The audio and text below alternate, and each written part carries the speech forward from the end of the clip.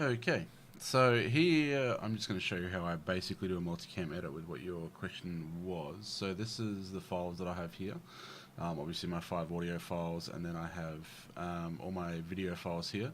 Now these video files are of like a whole show recorded in series, but they've broken it up because it's a Sony, an older Sony, I think it's an NX5P, I think.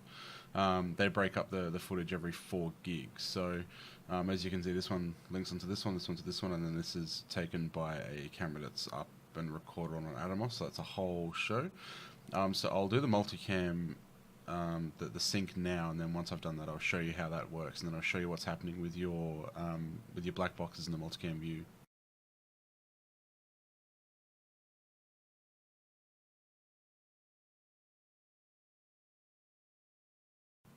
Alright, now that it's finished doing its little mix down and it's brought everything together, all you need to do is obviously drag it into your timeline. Now this is what you'll see on a multicam edit here. This is your audio tracks that's brought across. This is your main multicam edit here. If you click this button here, if you don't have it, you can add it just by clicking this little plus here. As you drag it along, you'll see there comes one camera feed, there's my other camera feeds, they're all starting to come in. They've all been synced up, they're all good to go. Now, as you'll notice, there's black boxes here, obviously everywhere. Now, the way you fix that is you right-click on this sequence here, and you open in timeline. Once you do that, this will pop up. This here is your multicam edit in one go. Now, what I was saying before is, so this Zoom is one continuously long video file, so you can see that's there. These are the 2 different cameras here.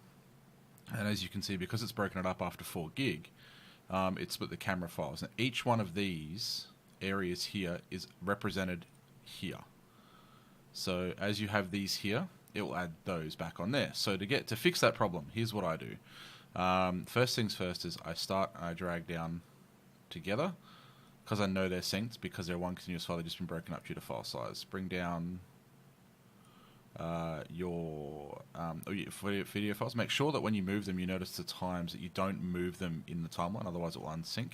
Once you've done that, delete the empty tracks. Simple. Done. Now that's that done. Okay, now I do the same for audio. It doesn't really represent that well on the timeline, but for me it's just easy. It's easier to move around. It's done.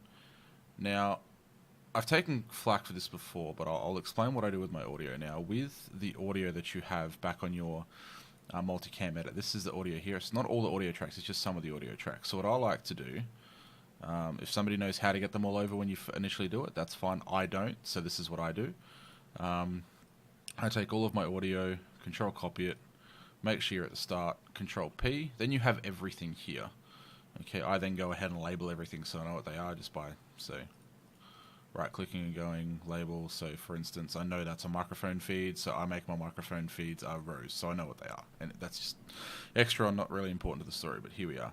So once you've done that, you can then delete your audio here if you wish, because it's all represented below. Drag it up and making sure you select all of your audio.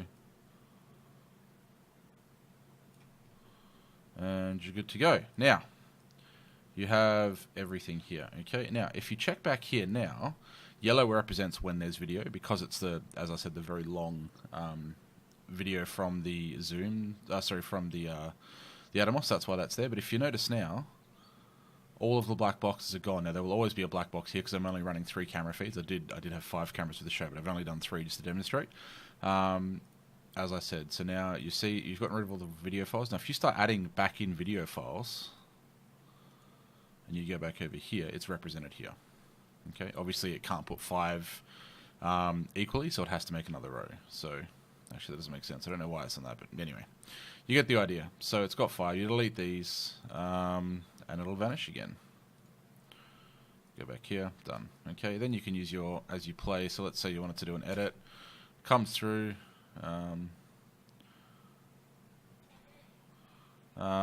So you can 1, 2, 3. And do your cuts, press space, it'll automatically make the adjustments for you on the cut line, and they're all done. That is it, my friend. If there's any other questions, let me know. But that really is all there is to it. It's not hard to do, it's just once you know what you're doing, you're all set to go. I hope that helps, man, and good luck.